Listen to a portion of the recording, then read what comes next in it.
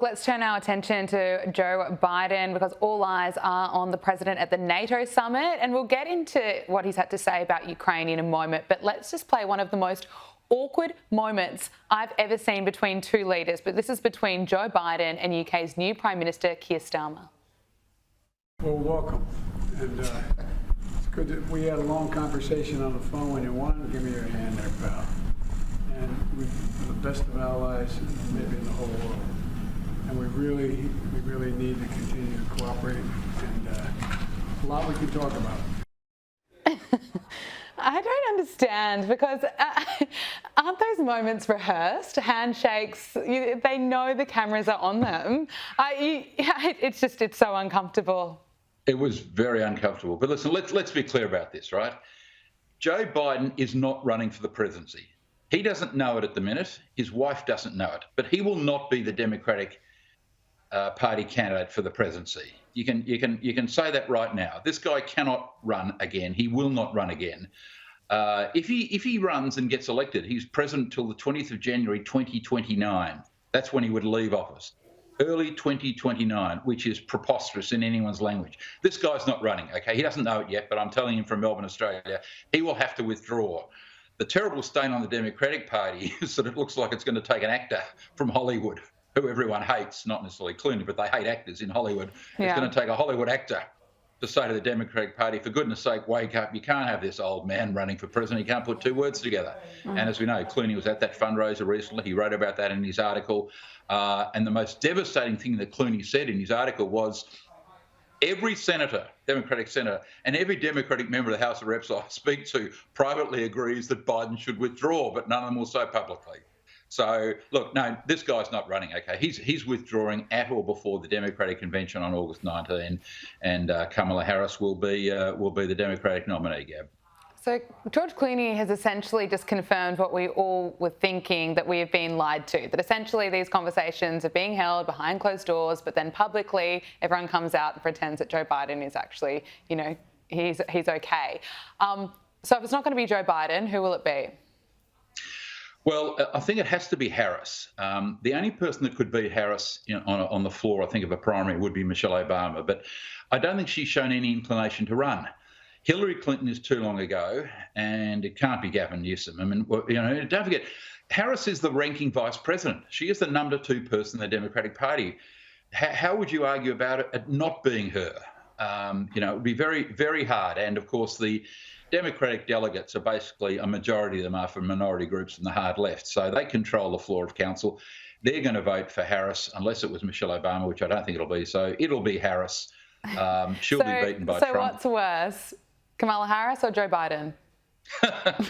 Well, I think Biden's worse because everyone knows that he's not up to the job. I mean, when I say everybody, it took America till last Friday week to realise this guy's not up to the job. I mean, if you've been watching Fox News in America or Sky News in Australia, you would have known 3 or 4 years ago that Sean Hannity's been running this stuff for years. You would know that Biden was not up to the job.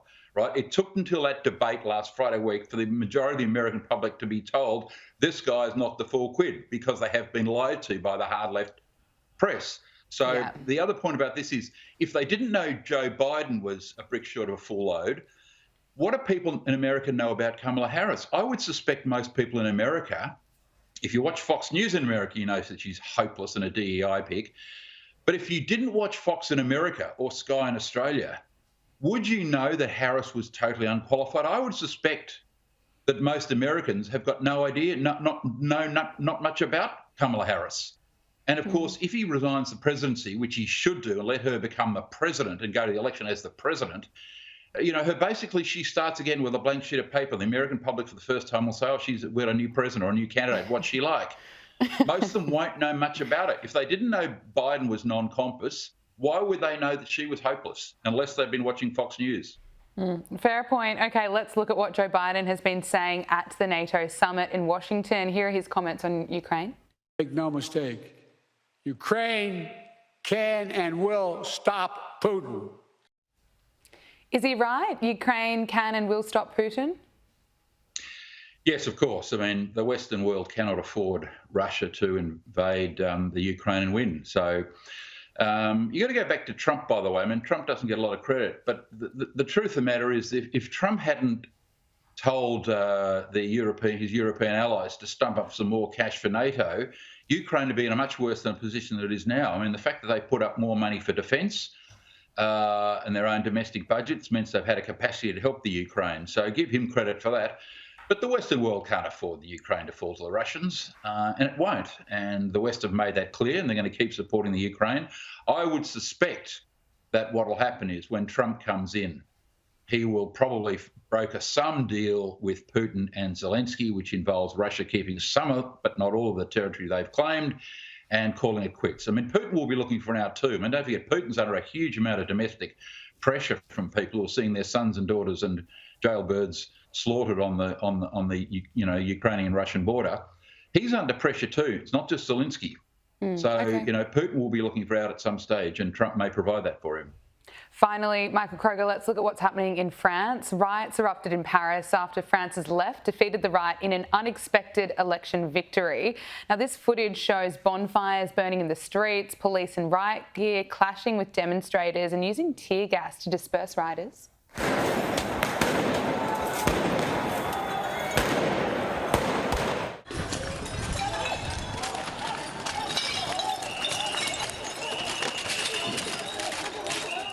They're confronting scenes. Can I get your reaction to the election result and also what's playing out on the streets of Paris?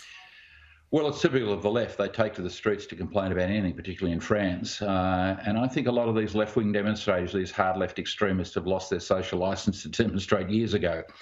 I mean, you look at the violence, you look at the setting fire to cars and buildings, etc., throwing rocks at the police, etc. That's not part of a legitimate protest in a Western democracy, but the left use demonstrations worldwide to intimidate people, and they are intimidated by left-wing demonstrations. So that's what the left are doing.